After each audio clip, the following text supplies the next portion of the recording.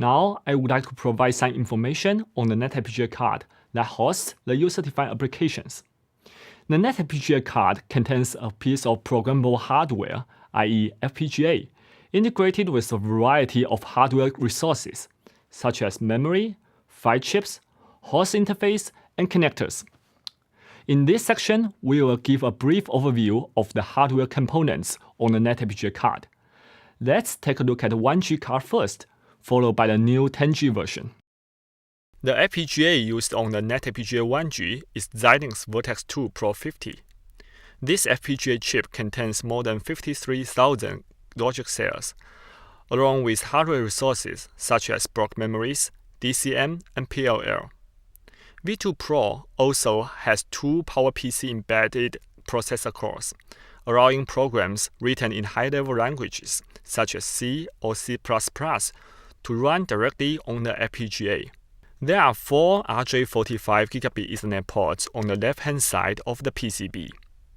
These ports are controlled by a single-chip quad-port Ethernet controller. The NetFPGA 1G card provides two kinds of off-chip memories. 0-bus turnaround SRAM is suitable for storing forwarding table data or small off-chip packet buffers, while larger DDR2 SDRAM can be used for packet buffering. The NetFPGA 1G uses a standard PCI connector to interface with the host PC. Software running on the host can communicate with the design running on the NetFPGA via both DMA and memory map registers. It also allows for fast reconfiguration of the FPGA without using the conventional JCAT cable. On the right-hand side of the PCB, two SATA-style connectors are wired to multi-gigabit I/O within FPGA to further enable connectivity. For example, multiple NetFPGA cards within a single PC could be chained together. NetFPGA 10G was introduced at the end of 2010. It is a major hardware upgrade, surpassing NetFPGA 1G in almost every aspect in terms of performance. Here is a brief comparison between the two generations. The new board has faster Ethernet ports, larger and faster memory, PCI Express BY-A PC host interface, and much larger Virtex 5 FPGA. The NetFPGA 10G can also be decomposed to 5 major subsystems: Ethernet, memory, PCI Express, serial connectors, and the core. We will go through these one by one. The NetFPGA 10G board has 4 10 Gigabit Ethernet interfaces in SIP Plus form factor. Each SIP Plus is controlled by a 10 Gigabit PHY chip. Users could plug in any modules that comply with the SIP Plus or SIP standard. The board supports both copper and optical fiber in 10G. Also, the PHY chip can be configured as a 1G PHY, so that 1G copper and optical fiber standard are also supported with appropriate SIP modules. The board has larger and faster QDR2 SRAM and RDRAM2. Both of them are suitable for high-speed networking applications. QDR2 SRAM provides higher throughput than the ZBT SRAM used on the NetFPGA 1G. And compared with DDR2 SDRAM, RDRAM has the SRAM-like access pattern and lower bus turnaround time, which is suitable for small random transactions like packet buffering. User designs can access memory easily with Xilinx memory controllers. The host-to-card interface is upgraded to PCI Express. Similar to NetFPGA 1G, this interface can be used in memory map register accessing and DMA packet transferring.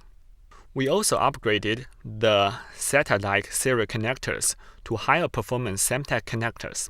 The two connectors provide up to 65 gigabit per second per direction throughput.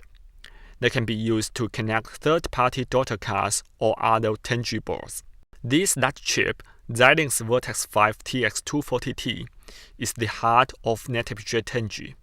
This family of FPGA is optimized for ultra-high bandwidth applications. The number of logic cells are more than 4 times what the NetFPGA 1G has. In addition to the normal resources, 4 tri-mode Ethernet Max and 1 PCI Express endpoint are built into this FPGA, which largely simplifies the system design. The 10G hardware designs are being actively developed. You can download the latest stable release from our GitHub repository. The codebase is licensed under LGPL. For the rest of this tutorial, we will still focus on the 1G. Beyond the card itself, the NetFPGA is used in a complete PC system. A typical NetFPGA system will have a NetFPGA card, a commodity NIC for regression testing, a motherboard with PCI slot to host the card, and an ordinary PC CPU. For the software part, the main operating system we develop on is the latest Fedora. We tested our gateway package and all reference designs on both 32-bit and 64-bit systems. Of course, in order to build your own designs, you need to install CAD tools such as Xilinx ISE Design Suite and Mental ModelSim. While the NetFPGA card can be installed in almost any modern PC with PCI slots, to help users save time with collecting all the hardware, installing, and debugging, we work with third-party PC manufacturers to provide pre-built systems. The pre-built system has all the hardware you need besides the NetFPGA card. This is the NetFPGA Cube system, and you can see the green NetFPGA card from the transparent window. The pre-built system also comes as the Rackmount NetFPGA servers. They are suitable for high-density and high-performance environments. You may purchase pre-built 1U or 2U servers and put them on your rack. This is the Stanford NetFPGA cluster in the basement of Stanford Gates Computer Science Building.